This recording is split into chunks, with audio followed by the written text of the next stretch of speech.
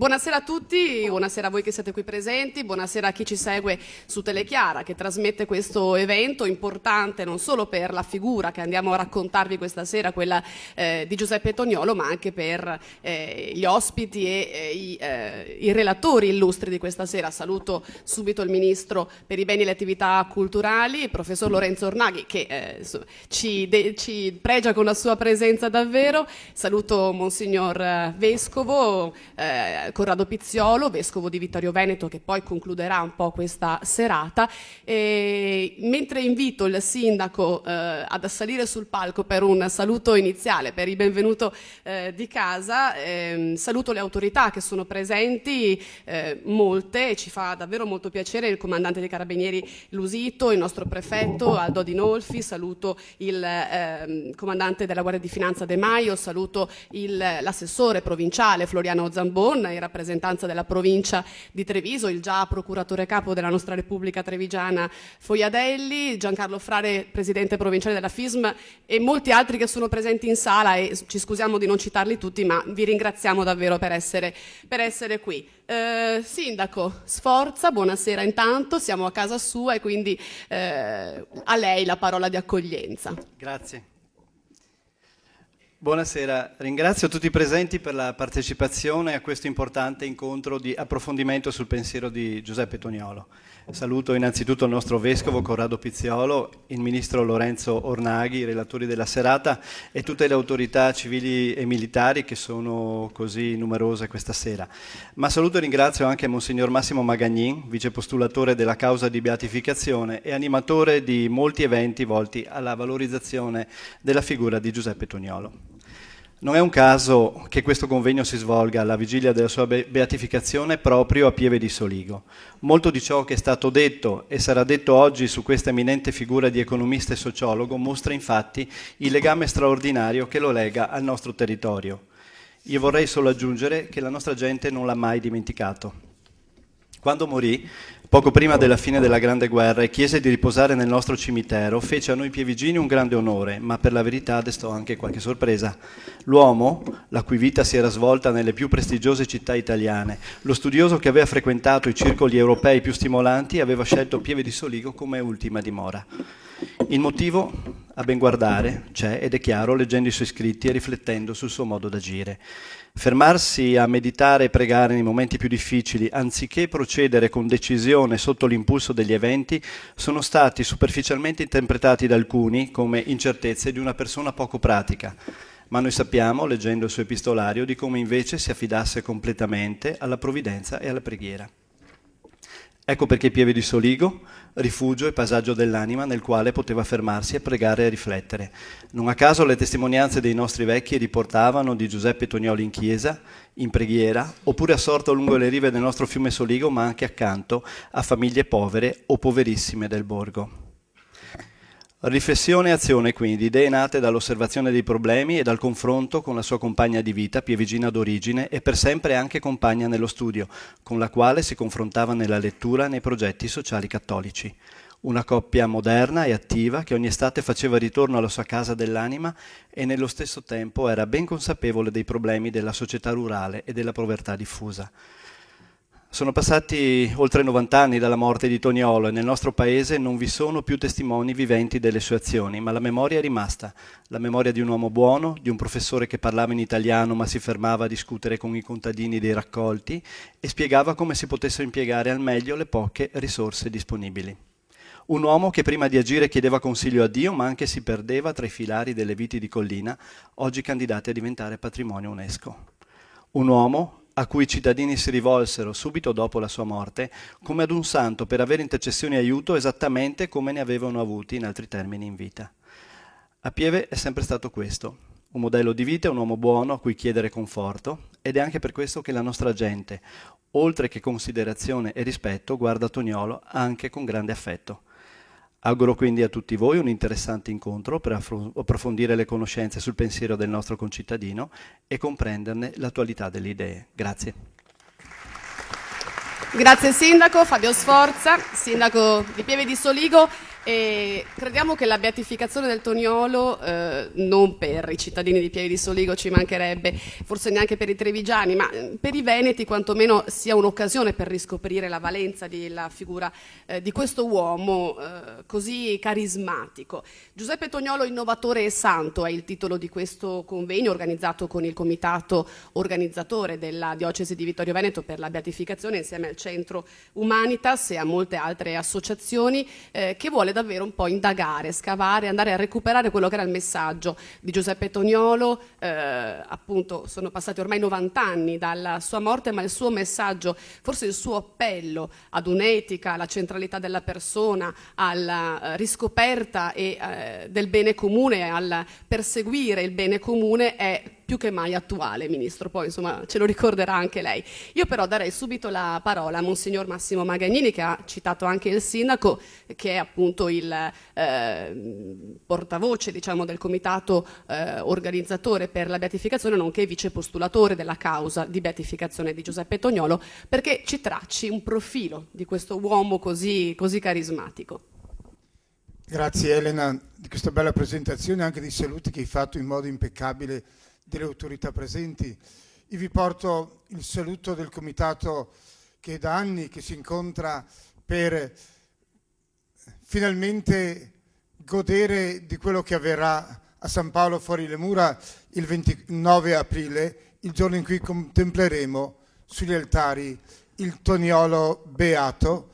Mi sembra che il sentimento che affiori dal mio, ma anche dal vostro animo, e vi vedo numerosi questa sera, amici e soprattutto devoti del Toniolo, sia questo: un grazie Giuseppe Toniolo, perché è proprio dei santi essere in una forma misteriosa contemporanei ad ogni generazione.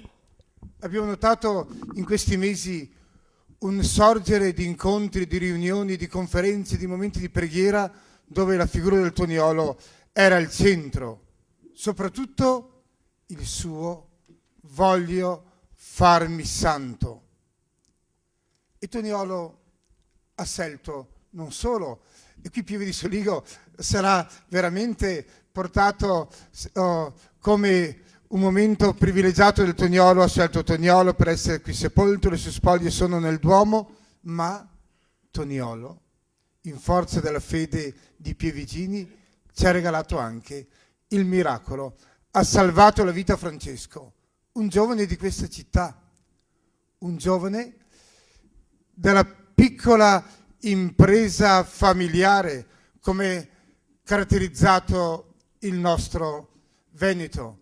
E Francesco stasera in mezzo a noi, e con lui siamo grati al Toniolo perché l'ha ridato alla vita, e chiediamo che il Toniolo continui, come fanno i santi, a operare in quella forma misteriosa di chi è profondamente radicato nell'eterno presente di Dio. Grazie a Monsignor Magagnini anche per il grande lavoro fatto in questo anno di preparazione alla beatificazione di Giuseppe Toniolo. Prima di dare la parola al Ministro c'è un altro intervento che ascoltiamo. Giuseppe Toniolo, sociologo, economista, docente universitario, una grande passione per la sua cattedra, padre di famiglia, ebbe 7 figli insomma con la moglie, però anche uomo impegnato in politica, grande appassionato di politica davvero come modo e possibilità di mettere al centro il bene comune, le persone, le esigenze delle persone.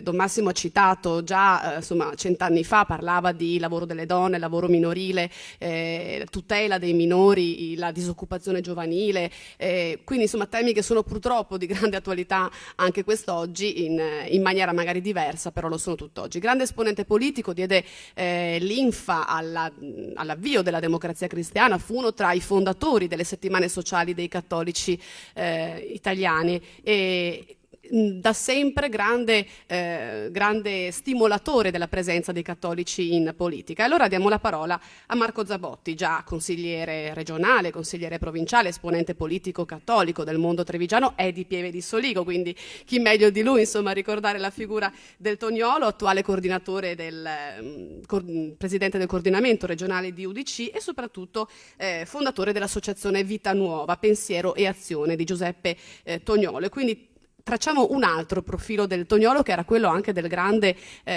uomo carismatico nella politica italiana dei suoi tempi, ma se vogliamo anche di oggi. Grazie, buonasera a tutti. Io ho innanzitutto un dovere di riferirmi al Toniolo e alla sua Pieve di Soligo. In questo senso sono onorato anche, come dire, da pivigino di poter con assoluta sintesi almeno suggerire tre profili, no? Per quanto riguarda il rapporto tra Giuseppe Toniolo e questa Pieve. Però innanzitutto saluto il signor Ministro, saluto Monsignor Vescovo, saluto tutte le autorità e credo anche, devo dire il grazie perché c'è stata anche questa richiesta di un contributo di riflessione da parte dell'associazione Vita Nuova, Pensiero, Azione Giuseppe Toniolo, che proprio qui 4 anni fa ebbe il primo incontro, la sua nascita ufficiale, proprio con l'intento, ecco, di promuovere la figura di Giuseppe Toniolo, i temi della dottrina sociale della Chiesa nell'ottica del bene comune. Ecco, in questo senso credo che il contributo che, ripeto, molto sintetico, però che vorrei in qualche modo precisare è su 3 profili che secondo me, secondo noi rendono più che mai attuale il rapporto, il legame tra Giuseppe Toniolo e questa sua, che noi definiamo sua Pieve di Soligo. Innanzitutto perché Pieve è stata il luogo degli affetti e della fede del Toniolo, è stato il luogo del pensiero e dell'azione del Toniolo, è stato il luogo della devozione, ed è il luogo della devozione e del miracolo. Innanzitutto il luogo degli affetti e della fede. C'è un vincolo, ed è stato il vincolo di tutta la sua vita, è stato il legame profondissimo nato grazie a un'amicizia con la famiglia Schiratti, con i colleghi di studio universitario, i 2 fratelli Schiratti, ma soprattutto una vacanza, la conoscenza di Maria Schiratti, quella che poi diventò la consors omnis vitae, la consorte di tutta la sua vita, il punto di riferimento assolutamente imprescindibile di quella che è stata la sua formazione umana e quello che è stato poi il suo grandissimo messaggio di fede e di vita. Ecco, Giuseppe Toniolo conosce Maria Schiratti e come dire, per dare il segno, il senso della sua delicatezza e finezza d'animo, noi sappiamo che affida proprio all'arciprete Sebastiano De Zorzi il compito, la mission di in qualche modo presentare le sue intenzioni, no, da fidanzato verso Maria Schiratti, con la quale appunto con una famosa missiva in cui gli dice: nell'assicurazione di una benedetta e perenne corrispondenza da parte sua di quell'affetto sincero che io nutro per lei, parrebbemi più agevole l'adempimento di quei doveri che la provvidenza mi ha imposto qua giù, quasi a capire che insomma il legame con Maria diventa per lui un motivo ancora più forte, ancora più positivo per adempiere i compiti che la provvidenza sente già che gli ha affidato. Ultimissimo, Pieve di Soligo è il luogo della devozione e del miracolo. È il luogo della devozione perché sappiamo che qui ha voluto, lo hanno ricordato sempre gli storici, essere seppellito a Pieve, così gli umili della campagna verranno a deporre qualche requiem sulla mia tomba. Ed è stata una grandissima accoglienza nel 19, quando arrivò la salma dal Camposanto di Pisa. Ci fu una grandissima manifestazione il 30 settembre del 40, quando venne questa salma portata nel Duomo, nell'attuale Duomo di Pieve di Soligo. Da qui poi la causa di beatificazione e tutto il percorso che è stato ripristinato e rinnovato, ripreso tra la fine degli anni 80 e l'inizio degli anni 90, proprio per dare nuovo impulso alla causa di beatificazione. In particolare qui col Comitato Diocesano ricordo la messa ogni 7 del mese, proprio per ricordare il 7 marzo 1845 la data e il 7 ottobre 1918 la morte. E appunto, come veniva già ricordato, la grazia che proprio un pievigino, Francesco Bertolini, riceve appunto questa grazia straordinaria del miracolo attribuito alla sua intercessione. Quindi in questo senso, proprio anche nella luce della fede di questo percorso che porta oggi alla beatificazione, troviamo tutti la convinzione, come diceva, di una comunione profonda, e come diceva Toniolo, che noi credenti sentiamo nel fondo dell'anima che chi definitivamente recherà il salvamento della società presente non sarà un diplomatico, un dotto, un eroe, bensì un santo, anzi una società di santi. Grazie. Grazie anche a Marco Zabotti, anche in questo caso per la esposizione così sintetica ma così efficace, che ci ha davvero dato una panoramica trasversale della figura di Giuseppe Toniolo. Siamo arrivati alla redazione, insomma, all'intervento centrale di questa serata. Lo attendiamo con piacere davvero. La figura di Giuseppe Toniolo occupa un posto importante nella storia, quindi del nostro passato economico, politico, sociale, cattolico. Molto bella anche la parte in cui Marco Zabotti ci ha raccontato della fede laicale davvero di Giuseppe Toniolo incarnata nella sua vita. Non mancava mai di essere presente in famiglia, si è sempre speso fino all'ultima forza per il suo ruolo di docente universitario, la sua cattedra, i suoi ragazzi che spesso anche nelle testimonianze lo ricordano come un docente che davvero spendeva il suo tempo per loro e tracciava loro una strada che non era solo una strada da percorrere per un futuro di studi, di ricerca o di lavoro, ma era anche una strada, un percorso di vita, e sono delle belle testimonianze davvero dei suoi ex studenti. E quindi chiediamo al ministro Lorenzo Ornaghi, ministro per i beni e le attività culturali del governo Monti, quindi dallo scorso novembre, non solo il suo pensiero su quanto anche a livello sociale il Toniolo aveva fatto precursore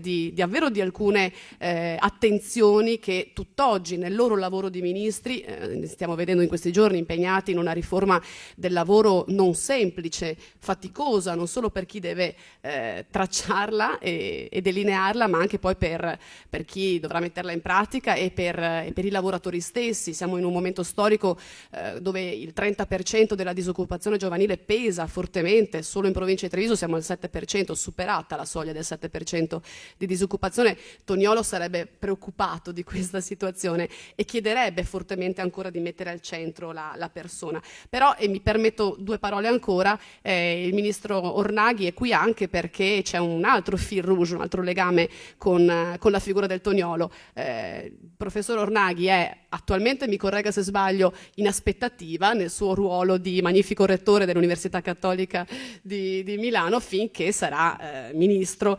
Naturalmente ha sospeso quindi la sua carica di rettore, ma lo è dal 2002, rettore dell'Università Cattolica, quell'Università Cattolica fortemente voluta da Giuseppe Toniolo, che in punto di morte disse all'amico padre Agostino Gemelli, frate, medico, disse così: io non vedrò la fine della guerra, ma voi dopo la guerra fatela questa università cattolica. E così fu. Agostino Gemelli, dal quale poi il nome anche del Policlinico Gemelli, che sono quelle strutture sanitarie legate alla ricerca medica, legate all'università cattolica, fondò questa università che il suo amico Giuseppe Toniolo tanto aveva voluto. E quindi anche per questo le chiediamo il rapporto non solo economico e sociale, ma anche educativo e culturale, e l'impronta che il Toniolo ci ha lasciato in questo senso.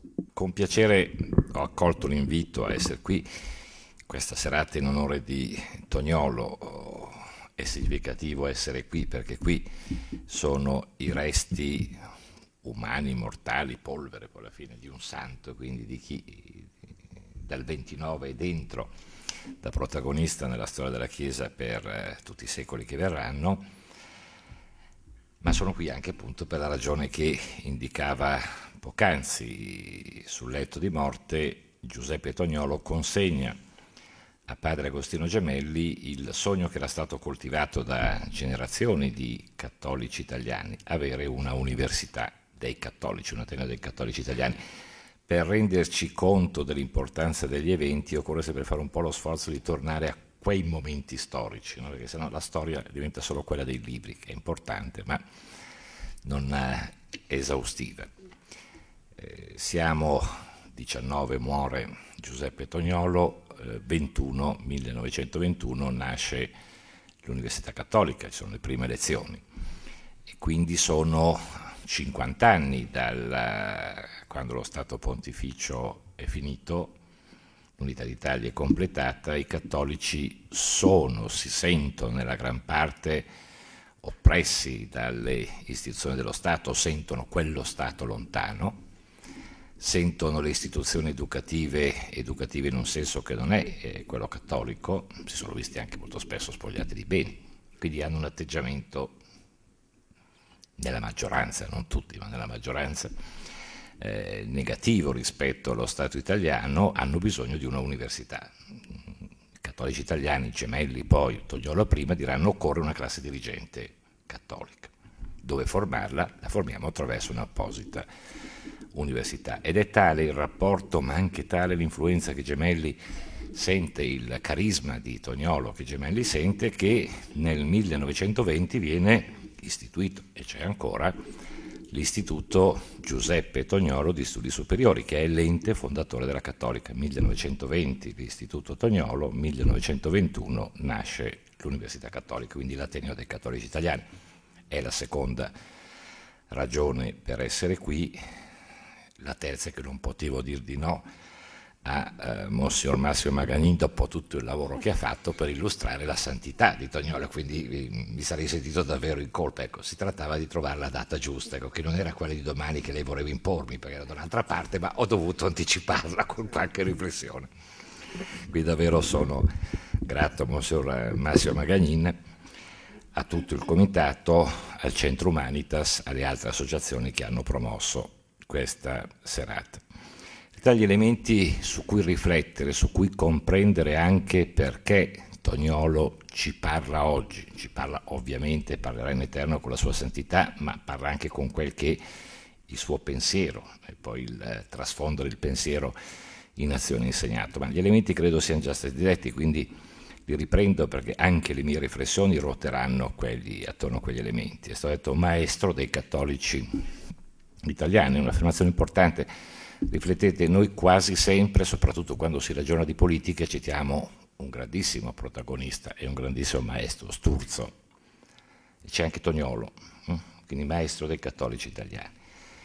Secondo elemento molto importante, intellettuale europeo, gli studi, come cercherò di dire, di Toniolo spesso contrastati dagli altri accademici o non capiti, perché, ecco il punto, Toniolo fu nei suoi studi, è difficile trovare il termine, eterodosso, non conformista, controcorrente, insomma non si adeguava, ecco, al pensiero dominante dell'epoca, ma ebbe statura europea, no? I suoi studi, i suoi contatti con il pensiero economico tedesco, per esempio. E terzo elemento, ma è quello fondativo, la santità, una santità, come opportunamente ci è stato detto, che aveva il suo carisma fondamentale nella pratica costante della preghiera, pratica costante che poi che rifluiva, illuminava la sua vita quotidiana, il mondo familiare, il suo rapporto soprattutto con gli studenti.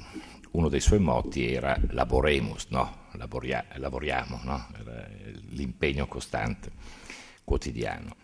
Bene, perché richiamo anch'io, come già stato fatto in modo egregio, questa radice della spiritualità del pensiero e poi dell'azione di Toniolo, perché Toniolo per lungo tempo è stato classificato questa etichetta sempre un po' pericolosa, ogni tanto la si adopera anche per i politici, non credo vada bene, insomma, fino in fondo, ma fa niente.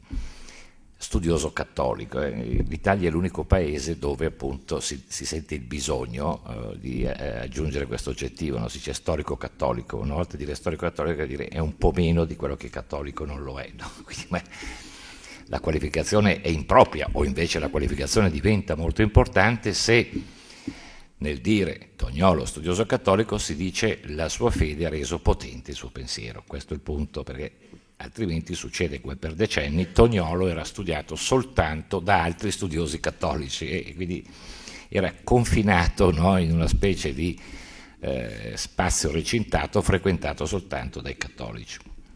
È invece significativo e interessante che prima ancora della conclusione della causa di beatificazione il pensiero di Toniolo interessi anche i non cattolici, interessi i laici. Interessa perché? E qui vediamo dove un pensiero potente, un pensiero fondato sulla fede riesce a rompere il muro del proprio tempo e a parlare a distanza di decenni. Toniolo studioso ci parla oggi, no? Ha una sua forte contemporaneità che nasceva appunto dal suo essere dicevo poc'anzi, eterodosso, quasi eretico, controcorrente, non conformista. Non conformista in un momento in cui quasi inevitabilmente le varie scienze sociali, le discipline sociali sempre più si specializzavano e si autonomizzavano, no? Per farmi capire quel che è successo anche alla medicina, il che è un vantaggio, no? Ognuno studia un pezzettino. Così capitò per l'economia, la sociologia, la scienza politica. È un vantaggio, si specializza, ci si autonomizza, però poi diventa anche uno svantaggio enorme perché non si riesce più a cogliere la totalità. Se il medico studia soltanto una parte del corpo, conosce tutta di quella ma non conosce niente del resto, è difficile che conosca la complessità del paziente che ha davanti. Lo stesso lo studio di scienze sociali, se conosce molto bene un aspetto particolarissimo, un settore particolarissimo della sociologia o dell'economia, ma non tende a superare i frammenti del suo sapere, non riesce appunto a cogliere quella che invece per Toniolo era importante, cioè arrivare a sintesi. Quindi in un momento in cui le discipline si spezzano, si frammentano, Toniolo cerca una unità o una unitarietà del sapere. Questo già allora appariva una grande eresia. E quindi portava la sua analisi, le sue analisi economiche, le sue analisi, oggi diremmo, sociologiche, fuori dal pensiero dominante, dal pensiero meglio prevalente. Ma perché Toniolo cercava questa sintesi o questa convergenza, questo dialogo continuo fra le discipline? Potremmo rispondere con molta facilità, ma andrà subito approfondito questa prima risposta, che appunto perché cristiano a Toniolo interessava soprattutto la persona. Non la persona astratta, quella disegnata nei libri, ma la persona concreta, la persona che sono gli umili della campagna. E quindi anche il sapere, l'incremento del sapere, l'aumento delle conoscenze deve servire non in se stesso, no? Sono contento perché le conoscenze aumentano, ma servono perché sono una bellissima espressione di chi in qualche modo si considererà sotto il profilo economico allievo di Toniolo, il secondo rettore dopo Gemelli dell'Università Cattolica del Sacro Cuore, Francesco Vito. Le discipline e l'economia sono al servizio dell'uomo, sono al servizio della persona, servono non a una generica crescita, no? Servono alla crescita delle persone e attraverso la crescita, che non è solo una crescita materiale, delle persone, concorrono poi alla crescita di una società. In questo senso la chiave principale di lettura dei fenomeni che Toniolo ha sotto gli occhi la prende nella dottrina sociale della Chiesa, no? Siamo appunto, muore nel 19, la Grande Guerra sta concludendosi, quella Grande Guerra, ci si accorge subito, ha provocato e provocherà sempre più trasformazioni enormi, no, irreversibili. La prima guerra civile europea, la Rerum Novarum è di pochi anni, quasi 2 decenni, non ancora 2 decenni prima, 1891. È la grande enciclica di Leone XIII. Noi ormai siamo abituati, come sempre, ma lo facciamo ogni volta, no? Ripetiamo le formule, ripetiamo i titoli e perdiamo invece qual è il senso delle cose e il contenuto.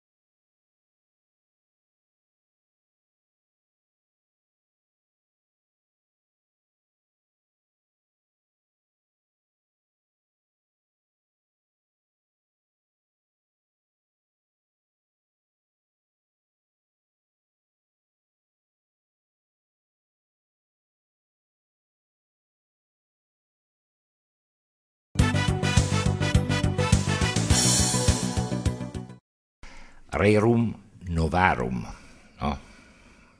È l'occhio che il pontefice getta sulle res nove, sulle cose nuove, cioè non è l'atteggiamento della Chiesa che di fronte alle novità del mondo, buone o meno buone che appaiano, dice non mi piacciono, no? Ho i miei schemi, ho la mia ortodossia, tutt'altro. Di fronte alle grandi novità, alle res nove di quel momento, che sono ad esempio la crescita dell'importanza del lavoro ma anche del capitale, il dilatarsi già dei mercati che escono dai ristretti ambiti persino nazionali, e dato da quello che sembra un conflitto di classe irreversibile, Leone XIII dice: nella scia di San Paolo il cristiano è coraggioso, non ha paura del nuovo, nel nuovo anzi cerca e trova il seme della speranza, quindi si tratta di capire le res nove per poi orientare l'azione al meglio possibile sulle cose nuove. E questo è il grande atteggiamento di speranza, di fiducia, è l'essere testimone di speranza che Toniolo, appunto attingendo costantemente alla dottrina sociale, porta nei suoi studi.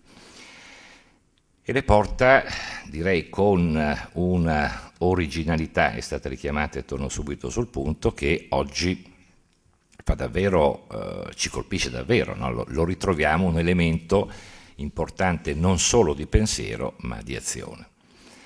Il primo è, ed è stato detto, il tema della cooperazione, no? Tanti sono gli studi di Toniolo sulle banche di credito cooperativo. Perché questo? No? Noi oggi giustamente diciamo, lo Stato di oggi, non solo lo Stato italiano, ma gli Stati, tutti gli Stati dell'Europa, financo lo Stato degli Stati Uniti, anche se tendono prevalentemente a chiamarlo governo, non può più reggere quel sistema di benessere, di star bene, di welfare che abbiamo conosciuto, che le nostre società hanno conosciuto da almeno la seconda parte del Novecento, anche se le radici sono prima in poi. Si dice appunto è un welfare non più sostenibile, non è sostenibile in termini economici, altrimenti ogni Stato dovrebbe dover, perdonate l'espressione, spremerci come limoni o tosarci come pecore, magari facendoci morire con le tasse, perché il welfare su che cosa si mantiene? Come si fornisce, come si erogano tanti servizi, togliendoli con le tasse, più o meno inique che sia il sistema di prelievo delle tasse. Ma quel welfare che appunto gli studiosi dicono fondato solo sullo Stato, statocentrico, garantito solo dallo Stato, non sarà più possibile. E questo però Toniolo l'aveva già capito per tempo, ma l'aveva capito motivandolo in un modo che dirò subito che è quello oggi più importante. Non è più quel welfare sostenibile, tant'è che in tutti i campi, persino nel campo dei beni culturali, bisogna sempre più far ricorso all'azione dello Stato, l'intervento dello Stato, alcune risorse dello Stato e la cooperazione, la collaborazione di soggetti, associazioni, fondazioni, singoli privati che appartengono a quell'area che oggi comunemente chiamiamo l'area del privato sociale, ma che già Toniolo chiamava del privato sociale. Se si leggono gli scritti di Toniolo, l'espressione privato sociale, che oggi colpisce molto e molto usata da alcuni economisti, in realtà si ritrova già privato sociale o talvolta sociale privato negli scritti di Toniolo. Questo che cosa significa? Lo Stato non deve fare tutto lui, non può più farlo, c'è sempre più bisogno di una cooperazione. Di una cooperazione che, se riflettete, quando sollecita a fondare, a costituire banche di credito cooperativo, a forme di tutela, a forme di mutuo soccorso e quindi di protezione fra gli associati, che cosa sta dicendo Toniolo? Sta dicendo occorre, da un lato termine che lui adopera molto spesso, l'incivilimento, cioè la crescita, il passaggio dagli umili alla condizione di meno umili, da poveri alla condizione di un po' meno poveri o un po' più ricchi. Ma significa anche il ridestamento, altro termine che adopera spesso, anche se soprattutto in chiave politica, ridestamento delle energie della società. La società deve fare da sé prima di chiedere l'intervento dello Stato. È anticipato il principio di sussidiarietà, oggi molto spesso citato, richiamato quasi sempre propriamente, qualche volta impropriamente, che non a caso si troverà formulato con grande precisione la sussidiarietà e quindi lo Stato interviene solo là dove alcuni compiti non possono essere realizzati dalla società, verrà questo principio di sussidiarietà ben scolpito nel 40° anno di Pio XI, quindi 40° anno, 40 anni dopo la Rerum Novarum, quindi siamo nel 1931, ma già nelle pagine di Toniolo questo principio appunto è costantemente applicato. Mi pare che ci sia in Toniolo una concezione altissima e credo utilissima oggi di democrazia. Noi tutti ci accorgiamo che appunto anche in politica le parole si usurano un po' come gli affetti, no? Se gli affetti un po' con l'età sbiadiscono poco, insomma, anche le parole diventano parole un po' convenzionali, ecco, non hanno più la vitalità, la forza o la luminosità di un tempo, e questo succede anche in politica, non solo per le parole più tecniche, no? Sovranità, insomma, ci interessa poco dire che lo Stato è sovrano o meno, non ci interessa poco, ma forse abbiamo perso anche il calore che una volta c'era nella parola democrazia. L'abbiamo persa perché la vediamo soprattutto su quella, comprensibilmente, su quel versante che è il versante politico. Il versante politico. Toniolo invece la vedeva anche, forse soprattutto, sul versante sociale, quindi la democrazia doveva essere una democrazia sociale.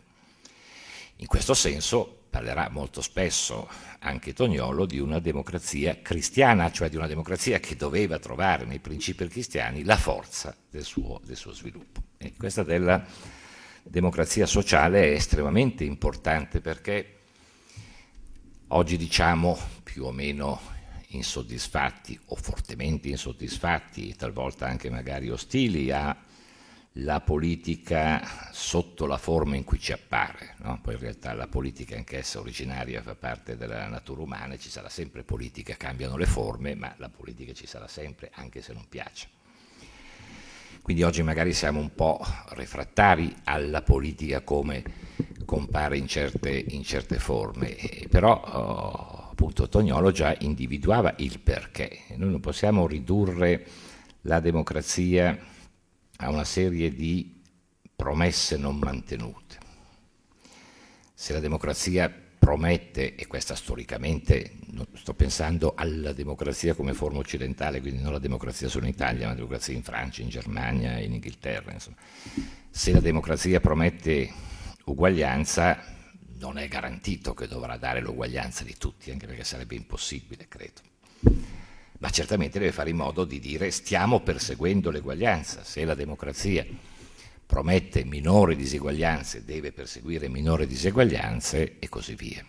Se la democrazia dice perseguirò la giustizia, deve mostrare che sta perseguendo la giustizia. Noi siamo oggi in una fase in cui queste promesse della democrazia non le sentiamo più come promesse calde, promesse a cui credere, promesse affidabili. E ci accorgiamo invece che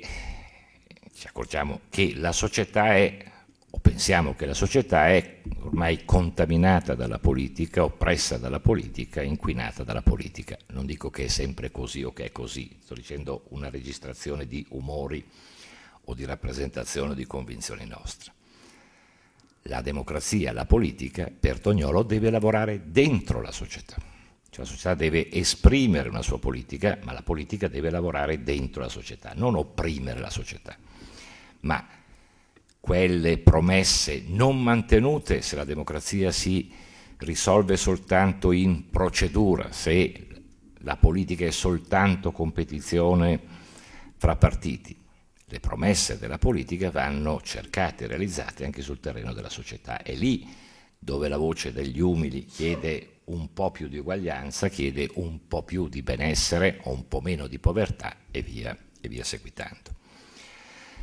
Sotto questo profilo, anche se ho molto semplificato ovviamente il pensiero di Toniolo, c'è interessantissimo perché fu anche fonte di equivoci, ma equivoci storiografici, equivoci di quelli che studiavano, contrastavano Toniolo, e invece un interessante legame con padre Agostino Gemelli.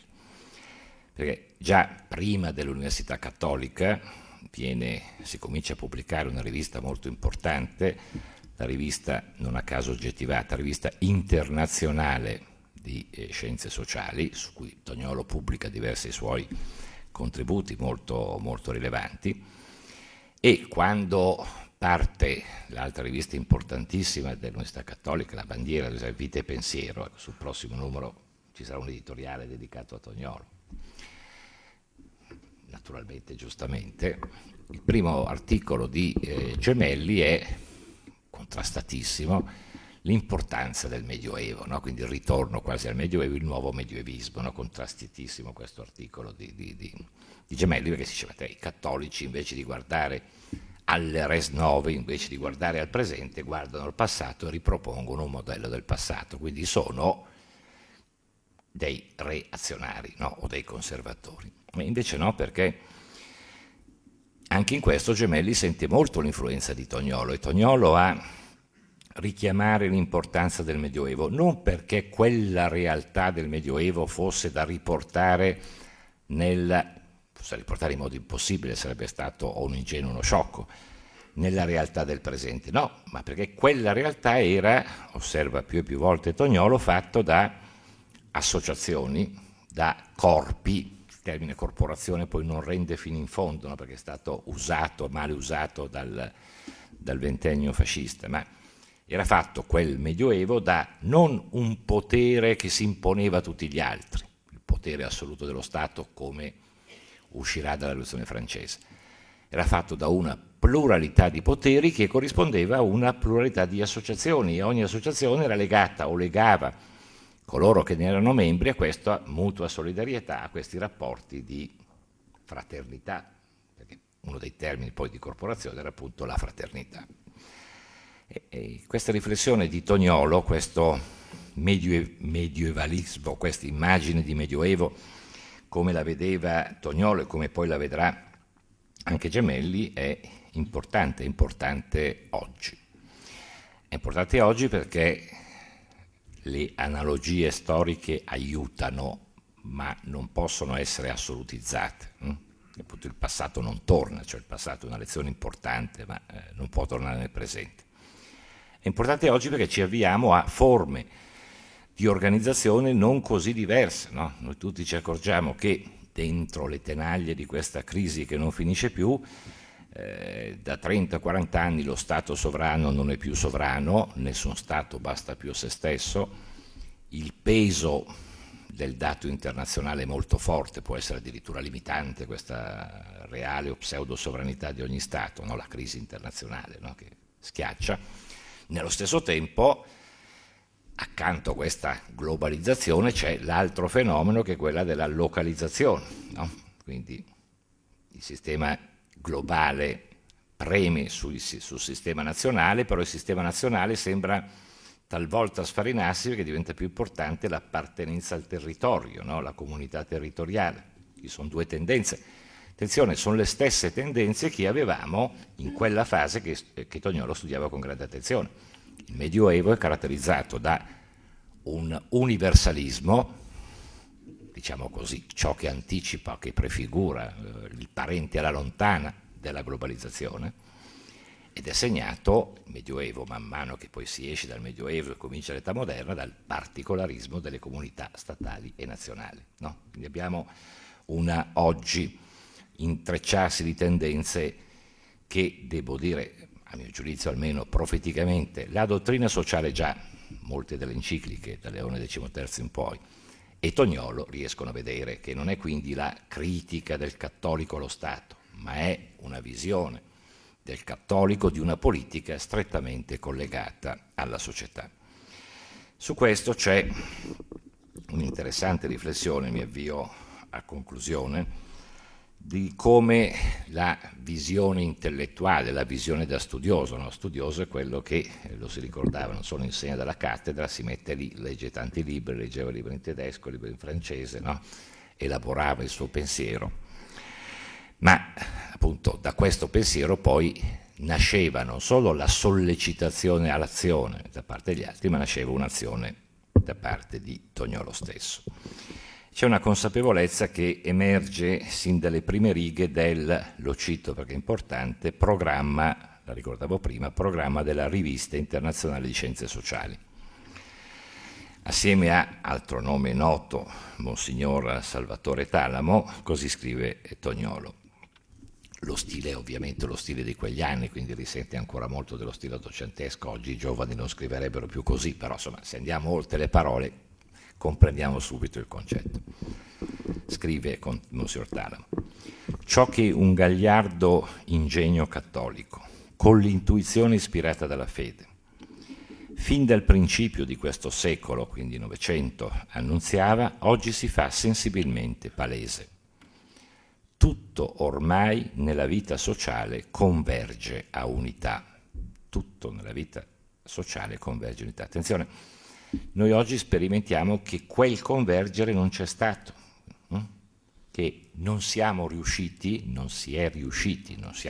anche come cattolici a far convergere a unità, anzi, se oggi se oggi sentiamo qualcosa di pesante e oppressivo nella società stessa è la frammentazione, no? Lo spezzettamento, la frammentazione nei rapporti fra le persone, frammentazione all'interno stesso della persona. Prosegue Toniolo: il termine ultimo, verso cui s'affretta questo moto universale, viene espresso dal pensiero nel quale è involto un supremo problema per la società, quale sia l'ordine sociale di civiltà che deve in un prossimo avvenire definitivamente imperare. Quale sia l'ordine sociale di civiltà. Il tema diventava questo, cioè di fronte alle trasformazioni di quel momento, di fronte al fatto che la vita sociale, converge a unità, ma questa convergenza a unità è frenata, talvolta bloccata completamente o capovolta da tendenze contrastanti, la questione, l'orizzonte fondamentale dell'agire politico è l'ordine sociale di civiltà. E questa è la questione che Toniolo più e più volte nei suoi scritti pone, e che è, per dirla con una forma migliore delle parole un po' semplificanti che ho fin qui adoperato, la visione politica di Toniolo dell'ordine sociale. Toniolo ha una visione politica, autenticamente politica, genuinamente politica, appunto la politica è naturale, la politica non è un male, una visione politica dell'ordine sociale. Ordine sociale che però significa equilibrare all'insegna della solidarietà, all'insegna della cooperazione, singolo individuo, le persone e gruppi, azzerando conflitti e lacerazioni. Secondo Toniolo, questa stagione datava, questa tendenza dentro la società da un lungo periodo, era appunto il periodo dal 1870-1872, ma si chiudeva lì, in quegli anni, quindi all'avvio del Novecento, una lunga fase. Allora, citazione che mi prende un po' di tempo, ma che credo significativa, e poi concludo. Quella data, 70-72, scrive Toniolo, siamo nel 14, quella data, dita ancora chiunque voglia risalire alle ragioni prime e ultime della storia, il momento critico in cui quell'ottimismo intorno agli ideali di civiltà, in parte veri, in parte fallaci, che in qualche modo hanno illuminato e retto per 3/4 di secolo scorso, l'Ottocento, la cultura e l'operosità dei popoli occidentali, si trova da poi sopraffatto da una parallela e longeva corrente di pessimismo intellettuale e morale riguardante l'essenza, i mezzi, i fini dell'ordine sociale civile.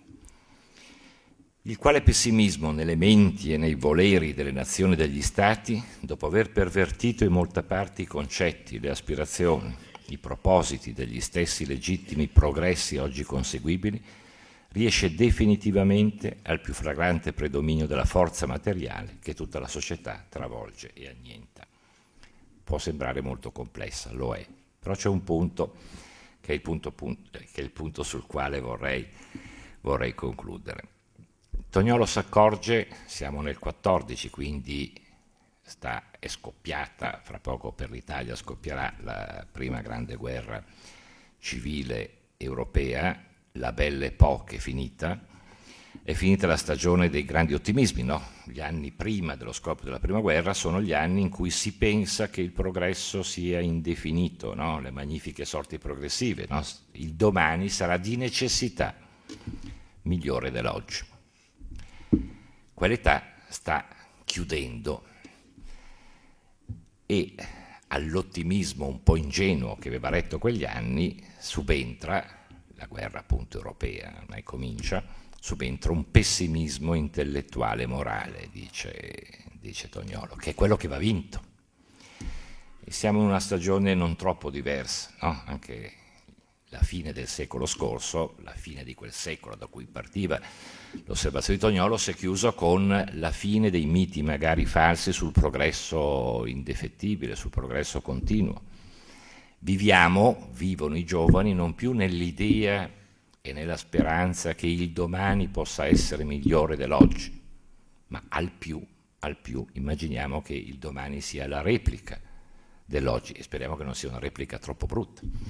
E quindi allora, ma oggi come allora e più di allora, entra, rispetto a un ingenuo, un po' troppo candido ottimismo, entra una sorta di pessimismo, entra la rassegnazione. Ecco, di fronte a questo Toniolo scuote col suo pensiero, ma scuote soprattutto con la sua sollecitazione ad agire, a fare, a creare cooperative, a creare banchi, ad associarsi, ad applicare concretamente il principio di sussidiarietà.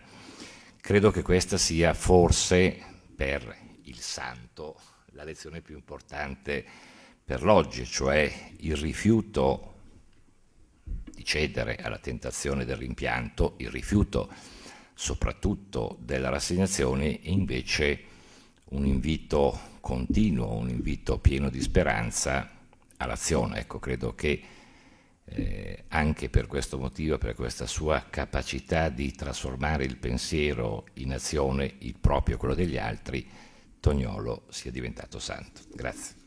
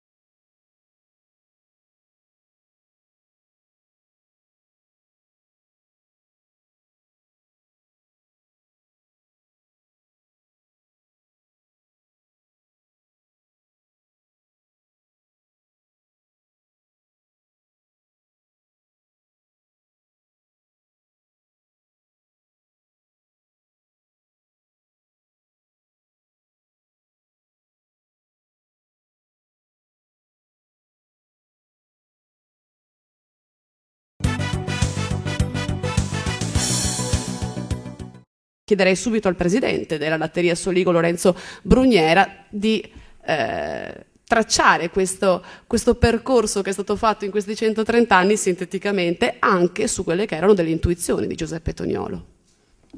Buonasera a tutti, un saluto a tutte le autorità qui convenute, un grazie a Sua Eminenza il Vescovo che ha accolto la proposta di offrire da parte del nostro territorio un semplice segno di riconoscenza dall'alto profilo umano e scientifico di Giuseppe Toniolo. Un grazie a Sua Eccellenza il Ministro Lorenzo Ornai che con la sua lezione ci aiuta a capire meglio la figura del Toniolo. Latteria di Soligo, 130 anni di storia, un seme che è stato messo in quegli anni. Il nostro primo presidente Gaetano Schirati e Toniolo ha sposato Maria Schirati, la sua sorella. Lì si capisce il territorio e cosa il territorio aveva bisogno in quei tempi, in quei periodi. La povertà dilagava fortemente, c'era miseria, il cibo era polenta e qualche erba, non è che ci fossero grandi cose. i formaggi, quel latte, quelle vacche che si mungevano, no? Veniva tolto il burro per darlo ai più ricchi e quello che rimaneva era una cagliata da poco e forse anche non faceva granché di bene. E sostanzialmente erano tempi duri in cui la gente si preoccupava di più quando si ammalava la vacca che quando si ammalava un figlio. Se si ammalava la vacca correvano dal veterinario, nel momento in cui si ammalava un proprio bambino, no, pochi facevano appello al medico. E credo che in quel momento, vedendo quello che stava accadendo nel territorio dopo l'unificazione d'Italia, dopo 20 anni dell'unificazione d'Italia, il Toniolo Schirati, il Toniolo, i padri fondatori di questa cooperativa hanno deciso di scrivere uno statuto, mettere lì questo seme, di cui questo statuto, che è importantissimo, io mi porto via sempre una copia, è manoscritta, e fa capire che cosa pensavano queste persone. Infatti diceva proprio nell'apertura del nostro statuto, avrà una durata di 30 anni, essa ha l'oggetto di acquistare il latte onde trarne prodotti perfetti utilizzandoli tutti, aprire per essi un commercio anche su larga scala, corrispondere ai portatori di latte un sicuro guadagno, incoraggiare gli allevatori del bestiame al progressivo miglioramento delle razze bovine, all'aumento delle vacche e dividere fra gli azionisti gli utili della gestione. Io credo che se oggi si dovesse chiedere a qualcuno di scrivere su uno statuto qual è lo scopo, credo che miglior parole di queste non ce ne siano e non ne esistono. Questo seme che è stato piantato ha proseguito durante delle difficoltà, 2 guerre mondiali, che il professor Naghi ha anche citato, specialmente la prima, con delle difficoltà enormi per i nostri territori. La terrina di Soligo, questo seme, continuo a dire questa parola perché è un qualche cosa che ci porta e ci dà la forza di andare avanti, perché la vita non è semplice.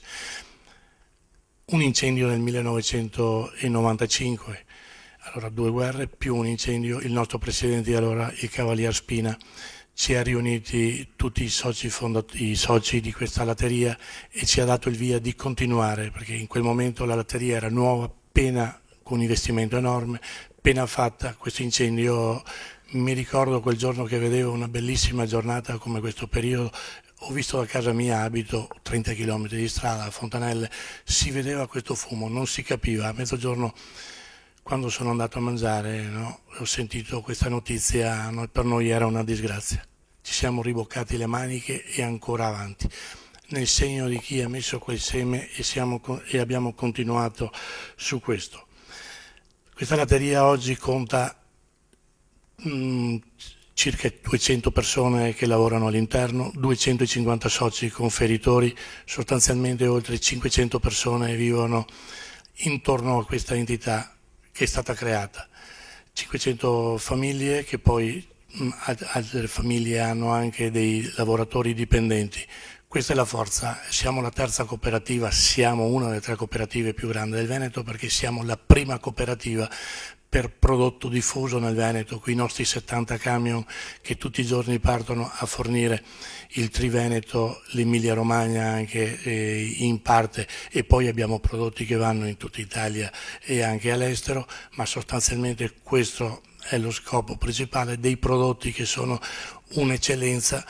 Ricordo anche che, vorrei ricordare anche che quei tempi, quando si parla, ogni tanto adesso magari si dice la tradizione e la qualità di una volta, credetemi che era poca la qualità di una volta, col miglioramento che è stato fatto con quel seme che ci ha insegnato e che lui ha messo sul terreno, oggi noi possiamo dire no, che siamo una delle queste cooperative le più grandi, no? E siamo diciamo non solo onorati, ma diciamo grazie al Toniolo, no? Per quello che ha fatto. E vorrei anche dire questo passaggio: miracoli, qui sento ne ha fatto uno. Io direi che miracoli a quel tempo il Toniolo, i nostri padri fondatori, ne hanno fatti tanti, perché di bambini ne ha salvati parecchi. Grazie a questa iniziativa noi siamo qui a testimoniare questo. i nostri agricoltori, se non avessero questa cooperativa, saremmo nel mercato libero e anche quelli che non ci consegnano latte a noi ci dicono tieni forte questa cooperativa, andate avanti con questi principi, perché senza questi principi anche noi prenderemo meno. E allora credo che dobbiamo creare ricchezza e non povertà. Grazie.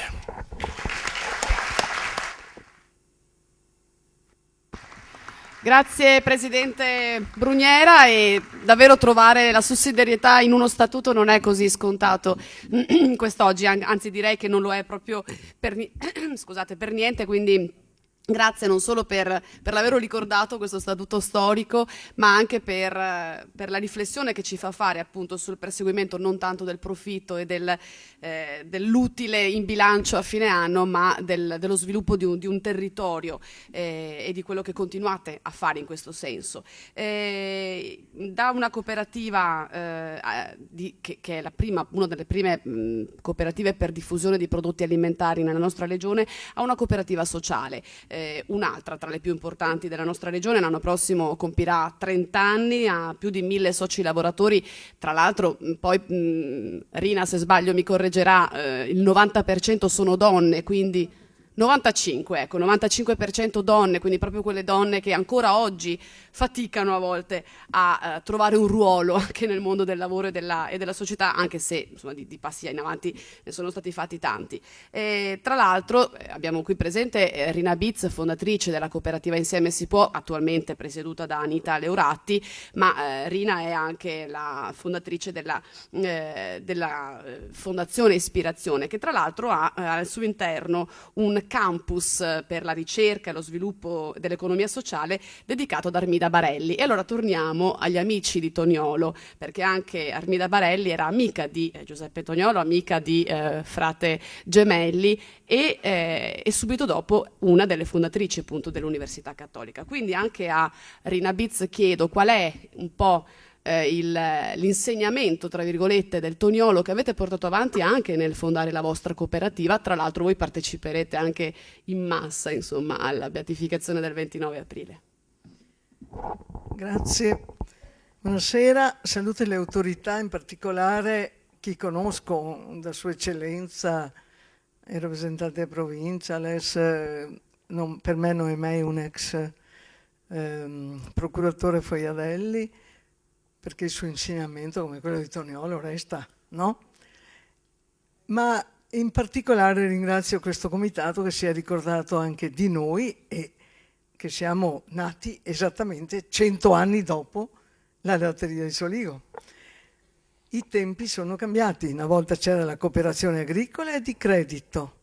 Se pensate che il trevigiano ha talmente succhiato l'insegnamento e interiorizzato il pensiero di Toniolo che le prime casse rurali nate in Italia, guarda caso, sono nate in provincia di Treviso. Intanto cominciamo a leggere il bisogno emergente che c'era nel 1983 e guarda caso in provincia di Treviso e dappertutto ancora oggi.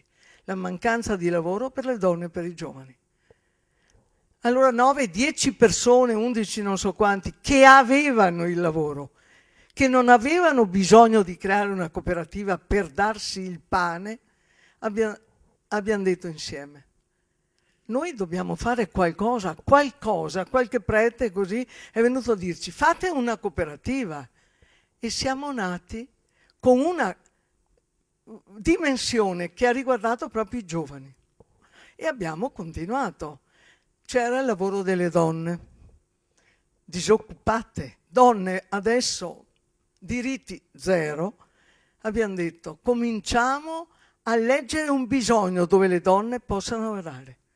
L'assistenza domiciliare. Un comune, uno di Cornuda, ci ha detto io devo fare l'assistenza domiciliare perché la legge regionale lo prevede, proprio la legge del 1983. State attenti, ho visto che avete fatto sta cooperativa con i ragazzi, fatemi l'assistenza domiciliare. E allora abbiamo cominciato a dire al sindaco di Cornuda di allora ci faccia capire quali sono i disoccupati del suo comune. ce li ha detti, li abbiamo invitati, poi ne abbiamo presi altri e abbiamo cominciato l'assistenza domiciliare con immediata formazione professionale. Tant'è vero che siamo 1200, mica poche. Ogni mese bisogna che la cooperativa abbia la possibilità di tirare fuori 3 milioni di euro tra buste paga e contributi diretti e indiretti, eccetera. Io ringrazio le banche, perché non è possibile che noi abbiamo sempre una liquidità di 3 milioni di euro, magari, ma le banche ci credono, ci anticipano le fatture e noi da quel giorno, ogni 20 del mese, non per merito certamente mio, ma della cooperazione, dei nuovi imprenditori che si assumono la responsabilità anche di qualche sacrificio, di pagare la quota sociale, di aumentare il capitale sociale quando occorre. Ogni 20 del mese non è mai sgarato di un giorno la busta paga. Andare oltre. Il pensiero di Toniolo ci porta ad andare oltre, con nuovo stile, una vocazione più entusiasta, più serena, meno lamentosa. Faccio un'autocritica per il mondo della cooperazione. D'altra parte il Toniolo, che è uomo europeo, e quest'anno è l'anno internazionale della cooperazione, guarda caso, ci dice, ci insegna, parla al tuo cervello, chiedi allo Spirito Santo che ti illumini a sbagliare meno, ma col cervello coltivato, cioè con la cultura, col pensiero, vedrai che sporcandoti le mani nei bisogni della gente, intercettandoli ogni giorno, perché ogni giorno c'è un'emergenza, vedrai che qualcosa riesci a portare a questo bene comune. Grazie. Grazie anche a Rina Bizza e anche sempre al suo entusiasmo con il quale ci racconta la sua esperienza personale, ma quella di 1200 soci, insomma, della sua cooperativa, della loro cooperativa. Cooperative, io, scusatemi, sono 2 volte che cerco di ricordarmelo, ma porterete pazienza, anche io e Marco Mesti, che lì in mezzo arriviamo da 2 giorni dell'insediamento del nuovo patriarca di Venezia, e siamo anche un po' disorientati ancora, quindi io saluto Enrico Spina, che è il presidente provinciale di Confcooperative di Treviso, che rappresenta anche Confcooperative Veneto, con Bruno Nestori, che non poteva esserci. Ringrazio anche De Poli della CIA, la Confederazione Italiana Agricoltori regionale, che è qui presente, quindi insomma grazie per essere qua e per rappresentare le vostre confederazioni. Cooperative che hanno l'obiettivo, io ogni tanto quando parlo anche con cooperative, hanno l'obiettivo di crescere, di essere competitive, perché certo la sussidiarietà, il bene comune, lo sviluppo del territorio, ma anche l'essere competitive in un mercato che comunque è sempre più esigente. In questo hanno un ruolo le banche di credito cooperativo, nate ancora in quell'epoca, in quel fine Ottocento, in cui davvero c'era questo fervore di crescita e di innovazione. Quindi chiederei proprio a Girolamo D'Adalto della banca di credito cooperativo Banca Prealpi, che qui rappresenta, qual è questo ruolo anche oggi? Grazie. Saluto anch'io il signor Ministro, il Professor Ornaghi, il Vescovo, Sua Eccellenza il Vescovo, Monsignor Pizziolo, a nome mio, della Presidente della mia banca, del Consiglio di amministrazione e di colleghi, molti dei quali sono appunto qui. La signora Biz prima diceva appunto che nel Veneto, a Loreggia precisamente, in provincia di Padova, era nata la prima cassa rurale ed artigiana, poi artigiana, la prima cassa rurale. E il pensiero del Toniolo, insieme ad altri, Leone Wollenborg in particolare, credo che avessero ispirato molto, insomma, ecco, queste casse rurali, che poi erano appunto nate, come si diceva, all'ombra del campanile.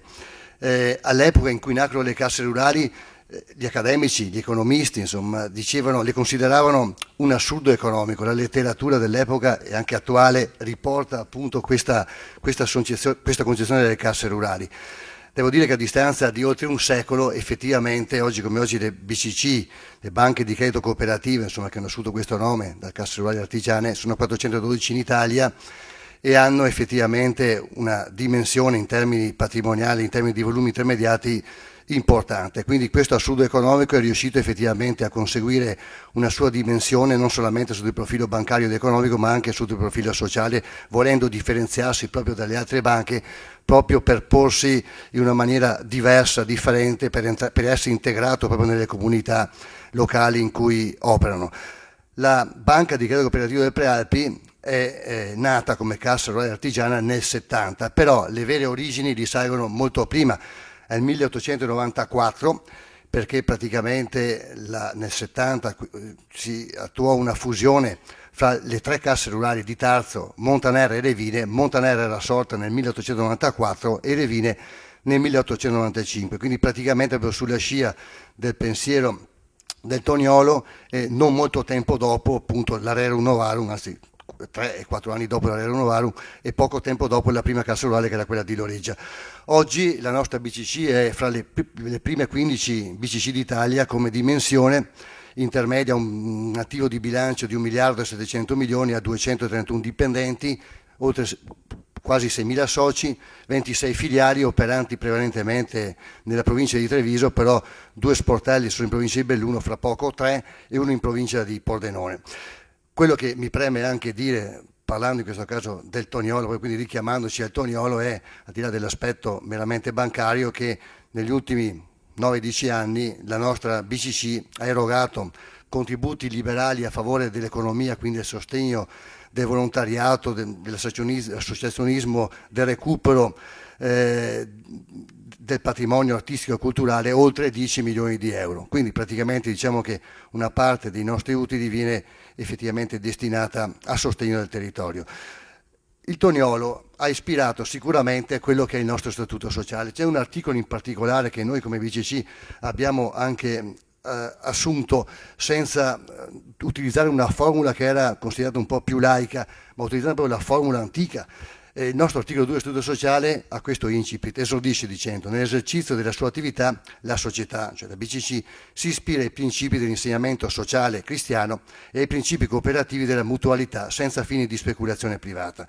È chiaro il richiamo alla dottrina sociale della Chiesa e quindi al pensiero del Toniolo. Crediamo che questa beatificazione di un laico con una grande fede, ma pur sempre laico, sia significativa per tutti noi. Beh, intanto sono molto contento e soddisfatto di questa serata, di cui devo ringraziare in modo particolare il Comitato Diocesano che l'ha organizzata, Don Massimo in primo luogo. Pensavamo anche meno persone, invece proprio il numero ci ha consolato, è stato davvero una cosa bella. Ecco, questo convegno è stato proprio in questo incontro molto interessante. Ringrazio il professor Lorenzo, il ministro Lorenzo Ornaghi, proprio anche delle suggestioni molto belle, puntuali, profonde che ci ha comunicato. Pensavo mentre parlava e sentivo anche le altre testimonianze che questo incontro organizzato per riflettere, evidenziare, si dice nella locandina, l'attualità del pensiero economico di questo insigne docente cattolico. Ecco, penso che la prima attualità, come è stato già ricordato, riguarda quella della santità. E principalmente questo aspetto del rapporto felicemente riuscito tra fede e vita. Perché questa è la santità, a partire da Gesù e poi tutti coloro che sono vissuti conformi a Gesù, si ha questo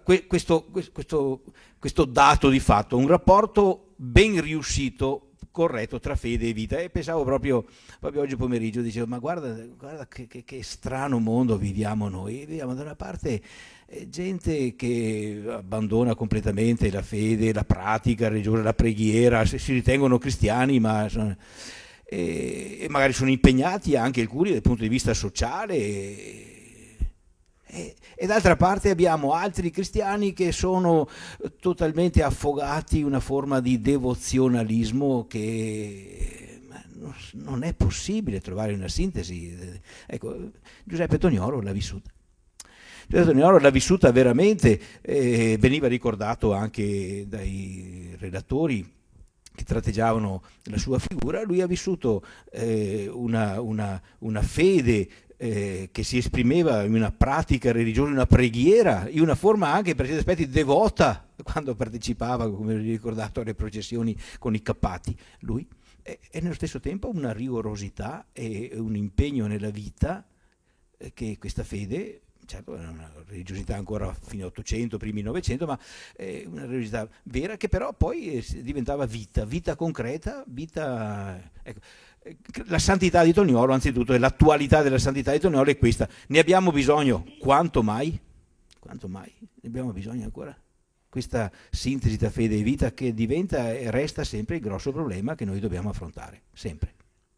Ecco, e trovare qualcuno in cui questa sintesi felicemente si riesce, non impegnato nell'aspetto sociale nonostante sia impegnato nella preghiera, ma proprio grazie alla preghiera e viceversa. Ecco, dici, qui troviamo un esempio che ci parla anche oggi.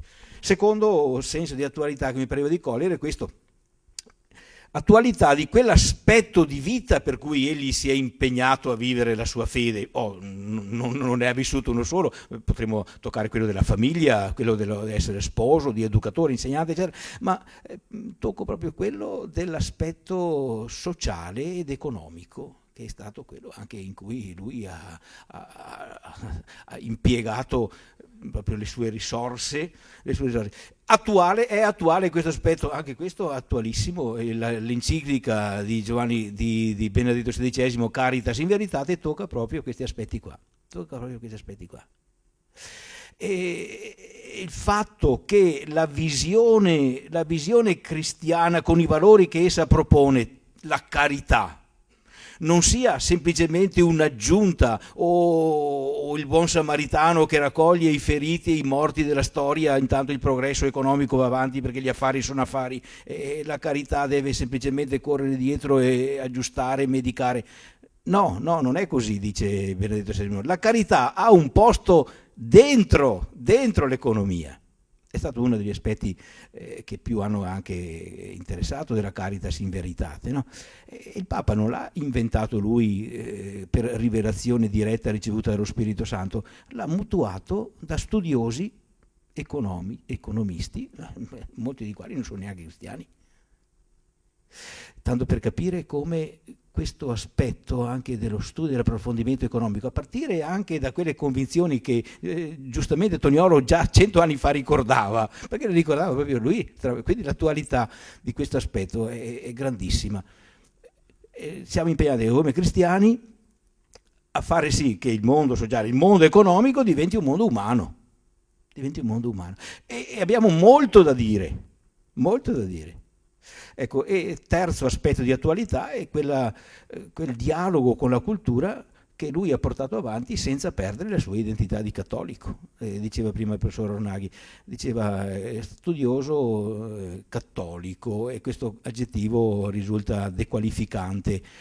Non so lui come l'abbia vissuto durante la sua vita, non ho l'impressione che lui l'abbia vissuto come dequalificante. Il dialogo che lui insegnava la normale di Pisa, non insegnava in un sottoscala.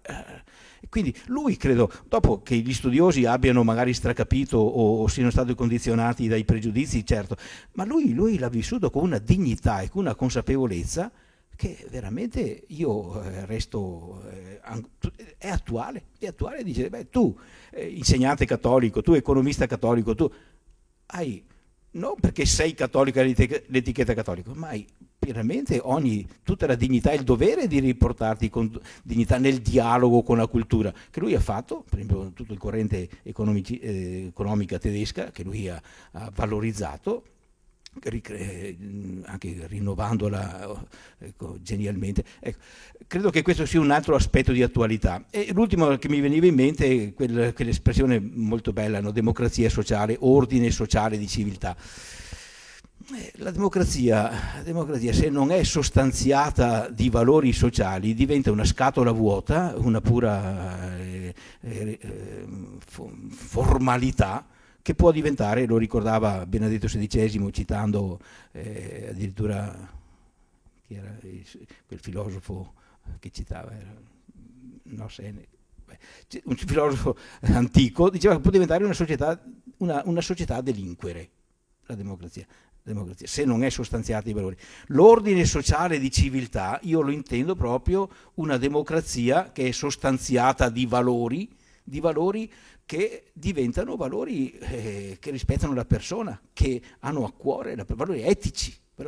E chi, se non un cattolico, un cristiano, è portatore di questi valori? Ecco, credo che in questo senso qui un ordine sociale di civiltà, noi dobbiamo davvero sentirci impegnati a costruirlo. Non basta la democrazia deve essere una scatola vuota se non ha gente, persone, non valori, persone che vivono concretamente. Ecco, Toniolo l'ha vissuto e Toniolo credo che abbia dato un contributo forte al valore e all'ordine sociale di civiltà, di cui noi dobbiamo sentirci eredi e anche impegnati.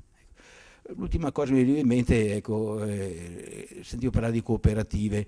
Il Veneto e il Trevigiano davvero è stato una fucina di questo. Penso che Toniolo abbia ricevuto e dato in questo senso qui. Io ho avuto l'avventura di vivere proprio il mio anno di diaconato a Loreggia, dove è stata fondata la prima cassa rurale in Italia, 1883.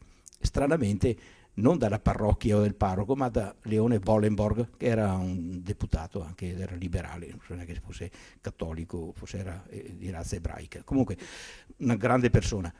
Però la stagione delle cooperative è stata varia, perché non c'è stato solo quella c'è stata, lo ricordavo, quella della latteria sociale, non sapevo che avesse tutti quegli anni lì.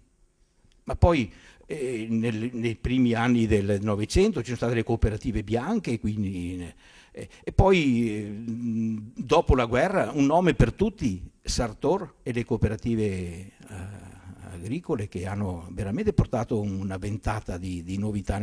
E poi altre cooperative, l'Insieme si può, cioè, anche giustamente lei diceva, no, non c'è una ricetta, c'è un'idea, un pensiero che può evolvere sempre che ci sia questa convinzione e questi valori dentro, e credo che questo sia un ulteriore contributo del Toniolo, anche per continuare con l'inventiva che tutti possiamo avere mettendoci insieme, e anche una fedeltà alla storia reale che viviamo e l'ispirazione che ci anima.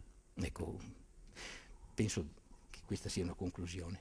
E allora l'appuntamento è davvero per domenica 29 aprile nella Basilica di San Paolo fuori le mura per la beatificazione di Giuseppe Toniolo. Grazie al professor Lorenzo Ornaghi per essere stato con noi, a tutti i relatori di questa sera, a Don Massimo che ha fortemente voluto questa serata insieme al Centro Culturale Humanitas, al comitato organizzatore della diocesi e all'Azione Cattolica. E se mi permettete finiamo con... Sono già state citate, ma mi sembrano talmente belle, cariche di speranza, ma non solo, anche di responsabilità per ognuno di noi, le parole di Giuseppe Toniolo dal suo diario spirituale, che diceva: noi credenti sentiamo nel fondo dell'anima che chi definitivamente recherà a salvamento la società presente non sarà un diplomatico, non un dotto, non un eroe, bensì un santo, anzi una società di santi. E quella società siamo noi. Buonanotte a tutti.